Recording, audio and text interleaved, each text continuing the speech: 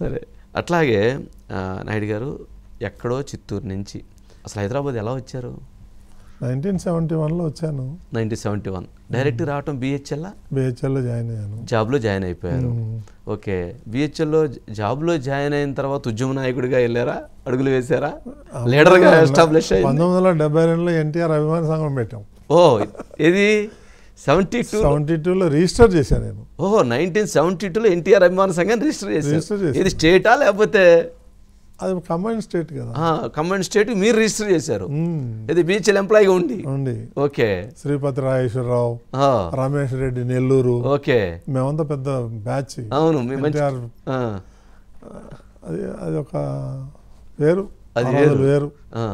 అంటే ఎన్టీ రామారావు గారితో కూడా మీకు ఆ అనుబంధం అదేదో చిన్నప్పటి నుంచా? ఎట్లా? అంతే, అంటే అభిమానం అంతే. అట్లా ప్రయాణం కొనసాగిందా? కలుస్తుండేవాళ్ళ రెగ్యులర్గా? ఎందుకు అది అభిమాన సంఘం తీసుకొచ్చి సన్మానాలు చేసాం, అది చేసాం. ఎక్కడికి? బిహెచ్ఎల్లో ఇటు ఎంత? తెలంగాణలో పార్టీ పెట్టిన తర్వాత తెలంగాణలో ఫస్ట్ మీటింగ్ ఆయన తీసుకొచ్చి రామచంద్రపురంలో పెట్టించా, బహిరంగ సభ. ఓకే, సంగారెడ్డి అప్పుడు కాన్స్టిట్యున్సీ. అదే, ఓకే, మీరే ఫస్ట్ మీటింగ్ పెట్టించింది నేనే పెట్టాను. ఓకే, దాదాపు 70,000-80,000 వచ్చారు ఆ రోజు. ఆ రోజుల్లో అనుబంధం ఆయనకి. ఆయన అంటే ఏమి నేర్చుకున్నారు నాయుడు గారు ఎన్టీ రామారావు గారి దగ్గర నుంచి? నేర్చుకునే దానికి కొన్ని సంవత్సరాలు పడుతుంది. అంతేనా? మన ఊహ అందదు. అందరా? అంటే లోతా? చాలా లోతు, చాలా ఆనెస్ట్. ఒకసారి ఆయన మైండ్లో పడిందంటే అంతే.